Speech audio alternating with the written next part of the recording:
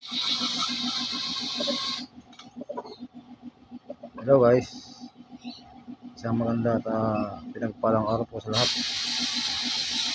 Welcome pala sa aking YouTube channel, Tigo Mekaniko. Yung hindi na po nakakapag-subscribe ng aking channel, please subscribe my channel para po ma-update kayo sa mga ina-upload na videos tungkol sa paggawa ng iba't ibang trouble ng iba't ibang klase ng sakyan. So sa ngayon, mayroon po ako dito yung ginagawa na Honda Jazz. So ang isip po na ito ay overheat.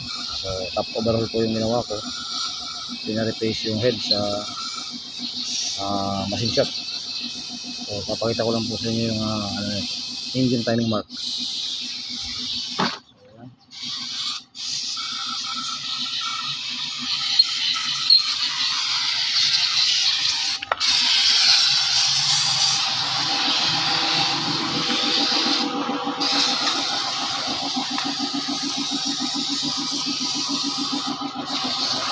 Honda Jazz. Honda Jazz.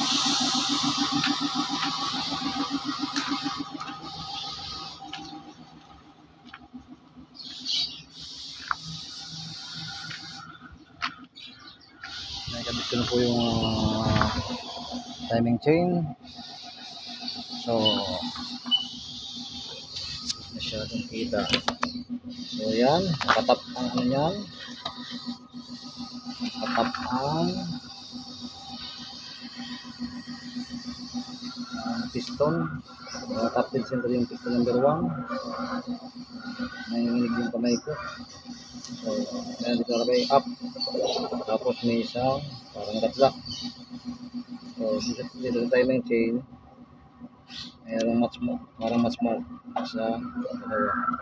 So yung gatla na yan, nalagay lang sa pagitan ng match mark. Yan. May kulay itim siya eh. So match mark na timing chain, kulay itim. So dalawa sa dalawa. Sa pagitan na ay gatla. Ayan, ganyan. May bandang camshaft sprocket. So dito naman sa ilalim. Dito naman sa ilalim ay meron yan arrow. So meron dyan arrow. Tapos meron din match mark timing chain. Tapos sa crankshaft sprocket, meron dyan tuldok na napakaliit. So dyan tatapat yung dyan tatapat yung match mark timing chain. So yan, kulay itim din yung match mark timing chain. At yung match mark na yan tapat din dito. So, para di maligaw.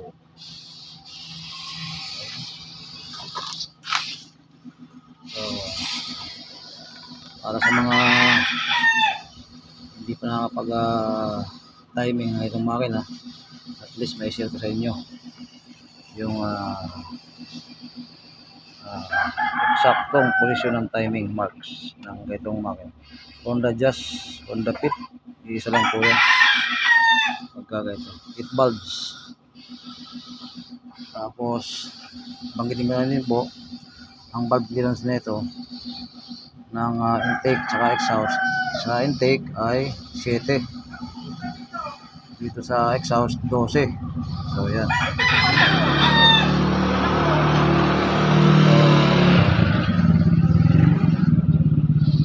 Sana po malaking tulong ito sa mga baguhan ng mekaniko.